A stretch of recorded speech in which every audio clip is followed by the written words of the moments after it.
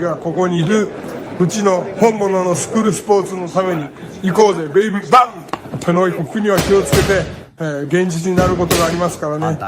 All right, so we're in the aftermath of Kenshiro Teraji versus Seigo Yuri Akui. It was one of the best fights I ever watched, and it was just one of those unforgettable moments in boxing. Just great fight. In that fight, there's no winners and losers. But I talked about Kenshiro versus Bam because he's been talking about that, you know. But now I want to talk about Seigo Yuri Akui because he deserves to still be talked about. He's an amazing fighter. He's someone that I think showed that he belongs on that level with the Kenshiros, and you know he was beating him. He was beating him going into the 12th round, so that's pretty damn good. Nobody's ever put hands and really challenged Kenshiro like that in the later rounds like he did, except maybe like Carlos Canizales. Other than him, you know, nobody's done it like Seigo Yuri Akui. So with that being said, with that friendly being established here on True School Sports, I wanted to talk about a fight that I think makes a lot of sense at flyweight moving forward, and it's actually between two of the losers on that card. You know, Seigo Yuri Akui, and then on the other side, Hiroto Kyoguchi, because he got absolutely positively, he got robbed. He got robbed in broad daylight versus Anthony Olas Kuwaga. He fought like the most intelligent fight of his boxing career, and it sucks that he didn't get rewarded for it, but he still got a lot in the tank. And I think that Kyoguchi versus Seigo Yuri Akui would be an absolutely amazing fight for Japanese boxing.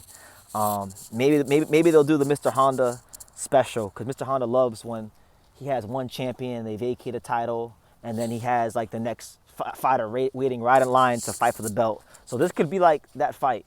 I think one of these guys deserves to be champion. In Seigo's case, champion again. In Kyoguchi's case, you know, being a champion for this weight class in the first time.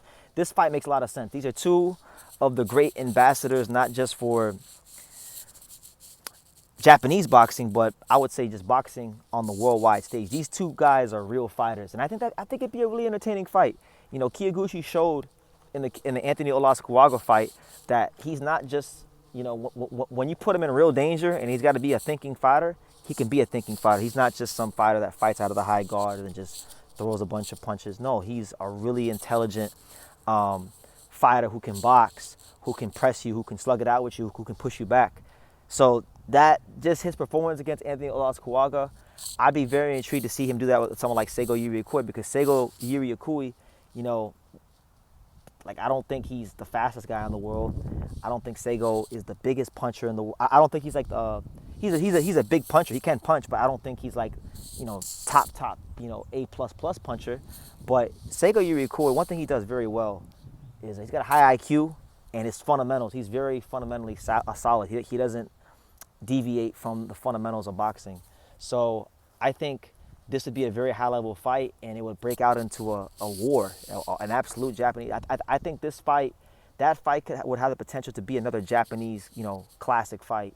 And I think both of them deserve it. I think, you know, with Seigo, you saw how dejected he was when he lost the title to Kenshiro in the 12th round. It really meant a lot to him, that title. He was, you know, being one of the only reporters, because I'm not sure. You guys in the comments, the Japanese fans can tell me.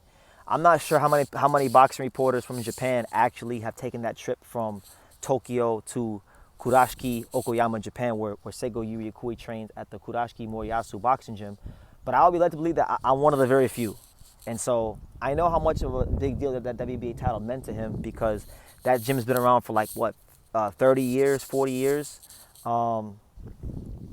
His trainer, you know, got like top 5 in the WBA rankings, and then lost a Japanese title fight, and then never got back to that level.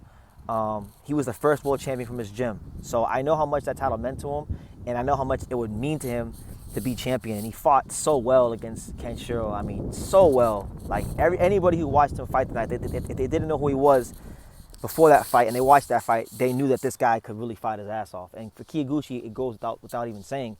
Kyoguchi's been a 2-division champion. Kyoguchi has been one of the fighters in this golden age of Japanese boxing. He's been one of the very consistent fighters from Japan. I mean, he's one of the very few Japanese fighters that went to Mexico and beat up a Mexican fighter, you know, on the road. You don't see Japanese fighters do that, because most of the time, because boxing in Japan is so well structured and they pay very well around these weight classes, Japanese fighters normally get the advantage of being the A side, but like he was the B side. He went to Mexico and beat up on Bermuda. So Kyoguchi's like resume to me is tried and true, and it's very proven. And so when I think about what could be next in this flyweight division, as far as big fights, as far as fights that really get me excited and whet my appetite as a boxing fan, this is one of them. I mean, how could you not want to see these two in the ring after the performances they delivered recently in their recent fights? I mean, to me, it's no brainer. So I'm hoping to make it happen. I'm hoping like if Ken Shiro does vacate the belt, let's say if he goes to try to pursue a Baron Rodriguez fight or tries to pursue another world title in a third weight class, then I would like this fight to be for a world title. I would like Yuri Akui and Kyoguchi to get the opportunity to fight for the title. You know, for Seigo to become champion again, and for Kyoguchi to get the title that was really stolen from him. Like, I like Anthony Olasquaga, but it was stolen from him. So, yeah, I want to know what you guys think. What do you guys think about that matchup?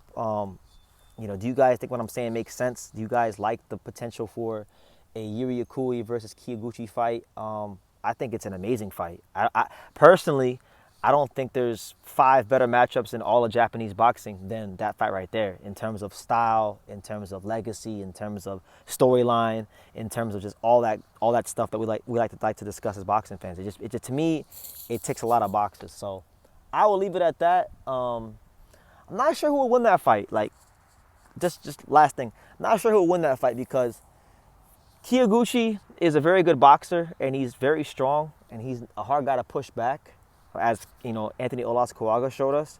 But he doesn't really punch at these weight classes the way he did at minimum weight or light flyweight. So I don't know how that would work against Seigo Yuri Akui, and I don't know if he'd outbox him, because Seigo is very fundamentally sound and sharp down the middle. But I think what Kyoguchi showed me in his last fight, I think he showed that he's got really underrated legs. And I could see a path to victory where he could outbox Seigo, because Seigo Yuri Akui does struggle with movers. He needs you right there in front of him to really be at his best. Because if you go look at his fights against like Artem Dalakian when he won the title, you know, he had a lot of problems in that fight because Dalakian moves around a lot. And he's had those instances in his career. So I think that fight will be won and lost with how Kyoguchi fights. But that's a great fight, man. I hope it happens, and I'm putting it out there in the world, so maybe somebody will see this. I know I'm starting to develop a reputation around the boxing world as the Japanese guy in America, the Japanese boxing guy in America. So I don't know who watches these videos. Sometimes the videos may get, 300 views, 1,000 views, 5,000 views, however many, but the right people somehow see them. So, make it that what you will. But leave your comments down below. Make sure you guys take the time to subscribe. And like I say in every single one of these videos, you can love me or you can hate me, but I'm just a kid from Dania. So until next time, take care, guys. Thank you for watching another video on the untouchable True School Sports Empire. For more great boxing content just like this, make sure you guys click right over here. Keep watching my boy BT put on the best interviews out here.